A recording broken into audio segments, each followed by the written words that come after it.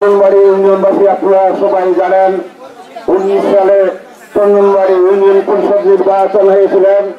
এই নির্বাচনে রেলপথ মন্ত্রণালয় এমনকি শেখ হাসিনা সরকার ওনাকে অনুমতি দিয়েছিলেন চন্দনবাড়ি ইউনিয়ন, 5টি ইউনিয়ন এবং 7টা ইউনিয়নের 3টি চেয়ারম্যানকে এইভাবে হোক না কেন তারা বের করে নিয়ে আসবেন। বন্ধুরা আমার, এই নতুন চেয়ারম্যান ইসলাম আমি ওই 7টা সাহেবকে সঙ্গে নিয়ে কুমারপাড়ায় গিয়েছিলাম। ওখানে প্রায় সাবুল থার আর এই চৌকি পর্বতার 3টা 45 মিনিটে ডিগ্লার দিল কুমারপাড়ায় তারা জিতিয়ে দিল 344 ভোটে। সংগ্রামী বন্ধুরা আমার, আপনারা জানেন এইটা অবৈধ চেয়ারম্যান। এই চেয়ারম্যানকে চন্দনবাড়ি 21,700 মানুষ মান নিতে পারে না। সংগ্রামী বন্ধুরা আমার, আপনারা জানেন এই খুনি হাসিনা সরকারের আমলে অনেক মহাবন্ধের উদ্যোগ নিয়েছে, কোন সময় আমাদেরকে ইফতারটা কর্তব্য করতে দেয় না। বন্ধুরা আমার, আপনাদের কাছে আমার বিনীত অনুরোধ থাকলো চন্দনবাড়ি ইউনিয়ন বাসিন্দার কাছে এই 6 রাতের সরকারের আমলে আওয়ামী লীগের কোন প্রতিনিধি বাংলার মাটিতে কোন অস্তিত্ব থাকবে না।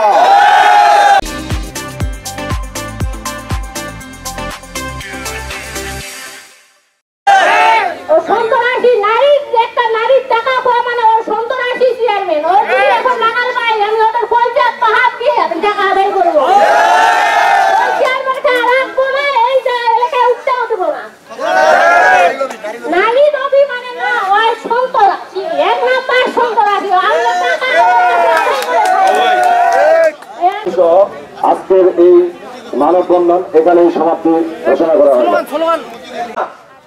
তার এখানে আসার কোনো যৌক্তিকতা আসে না, কারণ আমি প্রশাসনের কাছে জানাতে চাই এবং সাংবাদিক ভাইদের কাছে জানাতে চাই তাৎক্ষণিক যেন এটার ব্যবস্থা নেওয়া হয়।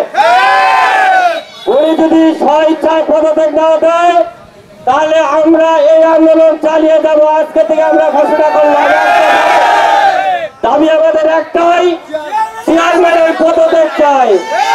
আর সঙ্গে আরেকটি কথা বলতে চাই যে সরকারের দালাল আমাদের এই নজরুল, যার কাছে আমাদের মা বোনেরা সুরক্ষিত নয়, তার কাছে আমরা আমাদের এই চন্দনবাড়ির দায়িত্ব আর তুলে দিতে চাই না।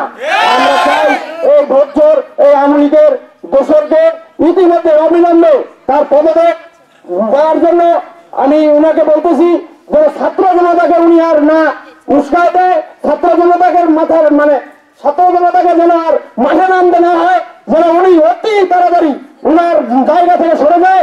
এবং এই চন্দনবাড়ি স্কুলের হেডমাস্টারের কে বলতে চাই, উনি অনেক নিয়ম ধ্বংস করছে, অনেক তার নামে অনিয়ম, অনেক কিছু সে আওয়ামী লীগের প্রভাব ফেরিয়ে করছে। আমরা বলতে চাই এই ছাত্র জনতা ওনাকে গতি থেকে নামানোর আগেই উনি যেন সসম্মানে ওনার গতি থেকে চলে যায়, এই বলে আমি আমার কথা শেষ করছি। বিভিন্ন কাজ পিছিয়ে তারা মহানগর উচ্চ দাবি করেছেন। ইতিমধ্যে পঞ্চগড় ভোটে কয়েকটি মামলা রয়েছে, সেই সরকারের আমলে এই মামলার সুষ্ঠু বিচার হচ্ছে না। আমরা তাদের বিচারের দাবি করতেছি ভাইয়েরা আমার। এখানে আমাদের ইউনিয়ন পরিষদের এই সাধারণ জনতার একটাই দাবি, এই ইউনিয়ন পরিষদের চেয়ারম্যানের পদত্যাগ চাই, পদত্যাগ চাই, পদত্যাগ চাই। সবাইকে আসসালামু আলাইকুম।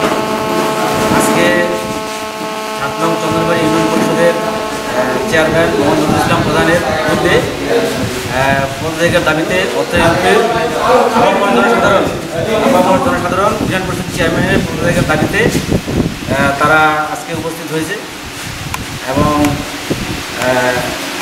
তারা তাদের এই ইয়ের জন্যে আমাদের যে অফিস কার্যক্রম বন্ধ রাখা হয়েছে। ঠিক আছে, এটুকুই আর কি। আর কি বলবো, জনবিকার কাছে ভাই তোমরা কথা তোমরা তাহলে আপনি মারছেন, আপনি সচিব, আপনার পরিচয়? আমি মোহাম্মদ শরীফুল ইসলাম, প্রশাসনিক কর্মকর্তা।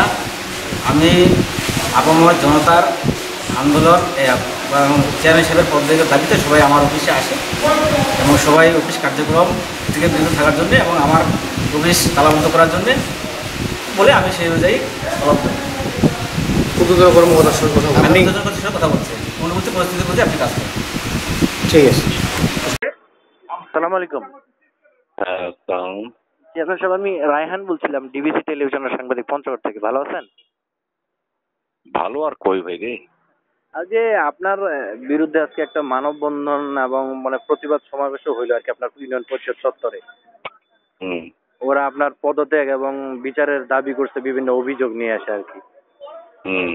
তো এই বিষয়ে আপনার একটু বক্তব্যটা জানতে চাচ্ছিলাম যে আসলে আপনার বক্তব্যটা কি, যে তারা যেগুলো এইখানে আমার বলতেছে। কোনো বক্তব্য নেই, যা করার বক্তব্য হলো জেলা প্রশাসক এবং ইউএনও মহোদয় এবং সরকার যে পরিপত্র করবে তাই। ওরা ওদের রাজনৈতিক এজেন্ডা কার্যক্রম করেছে, এখানে আমার বক্তব্য কি হতে পারে? হুম, right. এখানে আমার কোনো বক্তব্য নাই ভাইয়া। ও, তারা কি এটা করতে পারে, কোন অধিকারে করলো, কি সাক্ষী প্রমাণের ভিত্তিতে করলো, হুম, তারাই ভালো বলতে পারে। এখানে আমি আর কি বক্তব্য দিব ভাইয়া? এমনি আমার ঘর বাড়ি পুরে টুরে দিছে 5 তারিখে, আমি থাকতেছি বিভিন্ন ভাবে মানুষের বাড়িতে, বউ বাচ্চা সহ। মানসিক খুব একটা ভালো নাই ভাইয়া। না। আচ্ছা জি, ঠিক আছে। আসসালামু আলাইকুম।